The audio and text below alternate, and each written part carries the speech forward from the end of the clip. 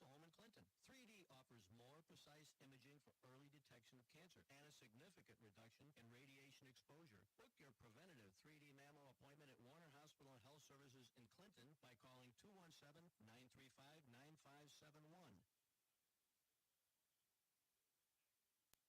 217-935-9571. News time is 8 minutes after 8 o'clock on this Wednesday.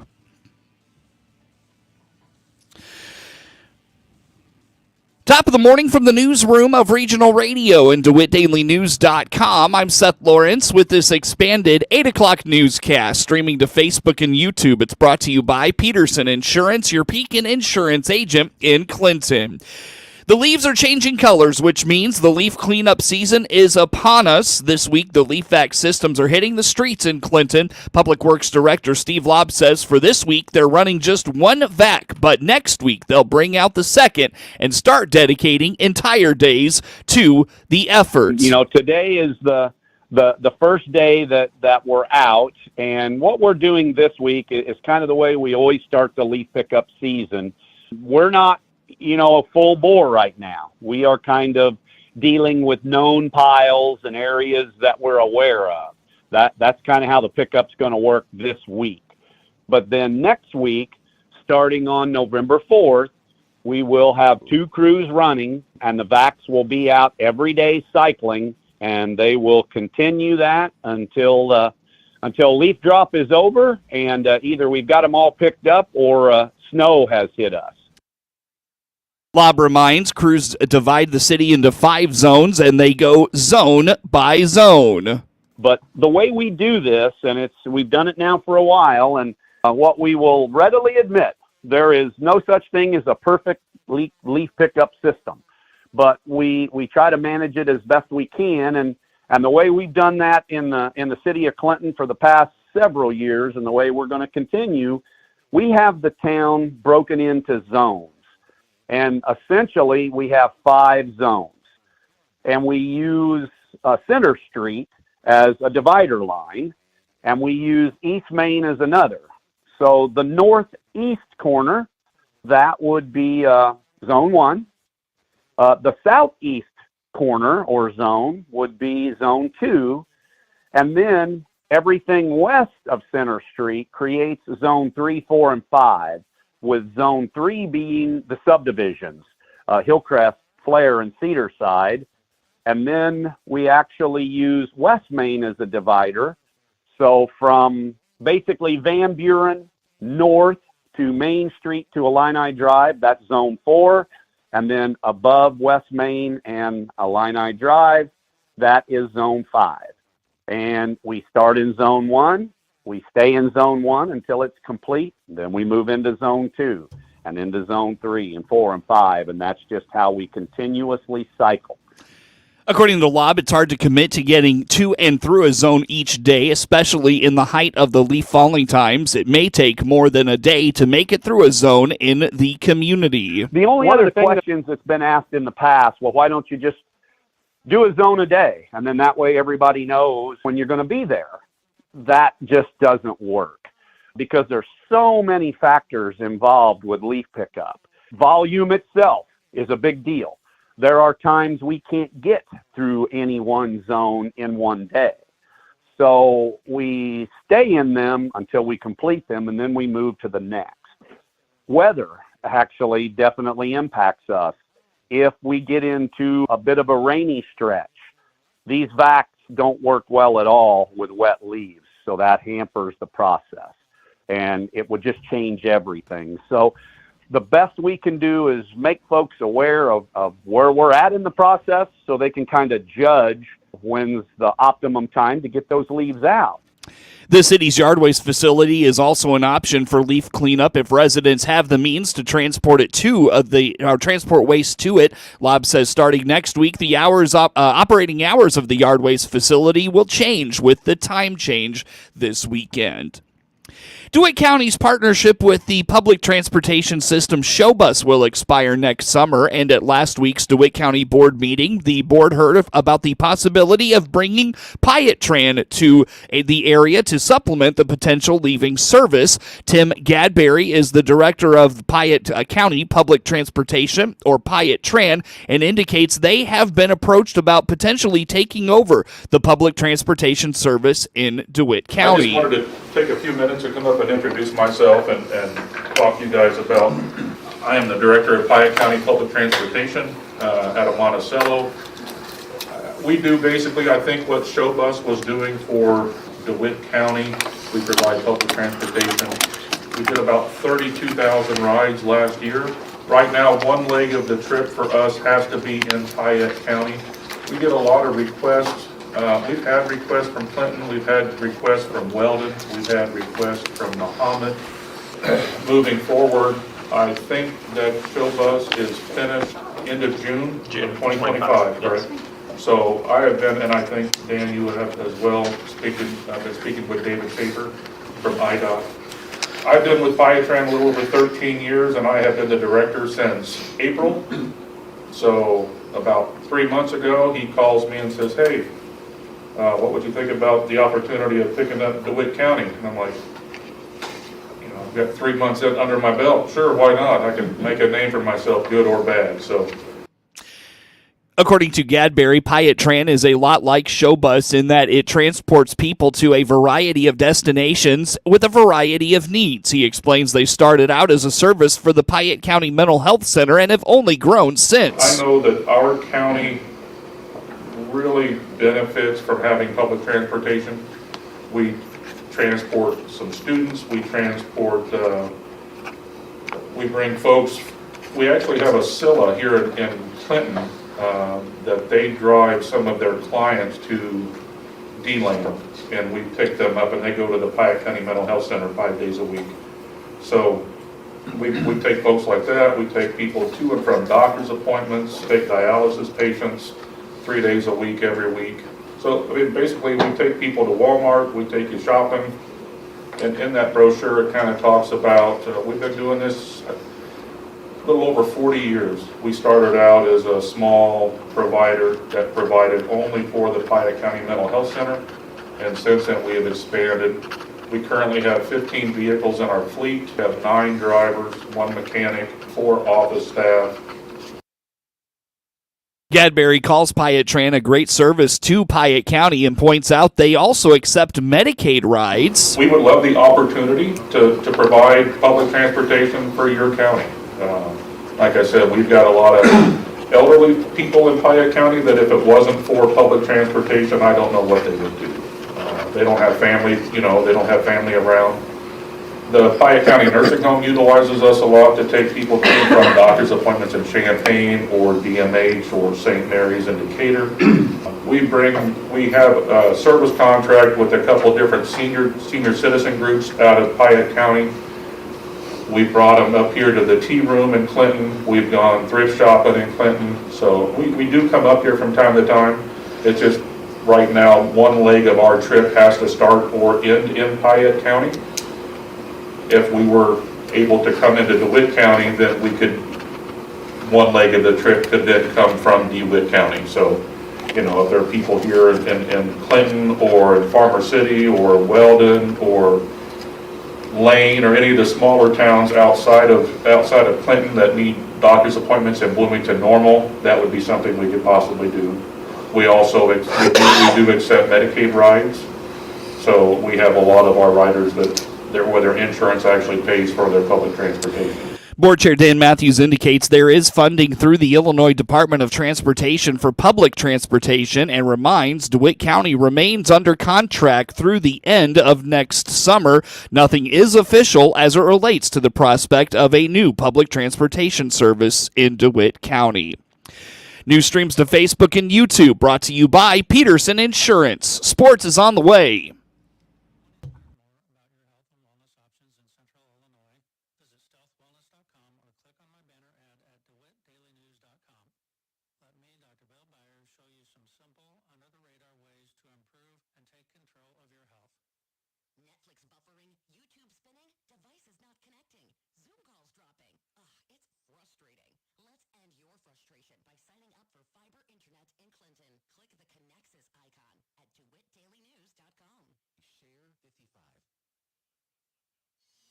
With SRN Sports, I'm Jeremy House. Major League Baseball, the New York Yankees avoid a 4-game sweep in the World Series by whipping the LA Dodgers 11-4. The Dodgers jumped out to a quick 2-0 lead. As for the second straight game, Freddie Freeman hit a 2-run homer off Luis Gil. But this time, Aaron Boone's team battled back. Anthony Volpe hit a grand slam homer in the third off Daniel Hudson to give New York a 5-2 lead. Los Angeles did creep to within 5-4 in the fifth, but Austin Wells gave the Yanks a 6-4 lead with a homer in the sixth. New York then broke it open with a 5-run eighth inning. That's correspondent Tom Merriam reporting. Game 5 is tonight at Yankee Stadium with the Dodgers leading 3-1. In the NHL, winners were Anaheim, Minnesota, Philadelphia, Seattle, Ottawa, Washington, and San Jose. This is SRN Sports. In the NBA, the Denver Nuggets need overtime to defeat the Brooklyn Nets. Nikola Jokic posted a monster triple-double, muscling the Nuggets to an overtime victory over the Brooklyn Nets, 144-139. Jokic scored 29 points, grabbed 18 rebounds, and dished 16 assists to help overcome a 17-point deficit. Denver outscored Brooklyn 19-14 in overtime in order to close out the win. For Denver, Russell Westbrook scored 22 points off the bench, his best game as a Nugget. That's correspondent Owen Russell reporting. Other winners included Dallas, Sacramento, and Golden State. NFL news, the Indianapolis Colts are benching Anthony Richardson to start Joe Flacco at quarterback on Sunday at Minnesota. Coach Shane Steichen said he was evaluating whether Richardson would remain the starter.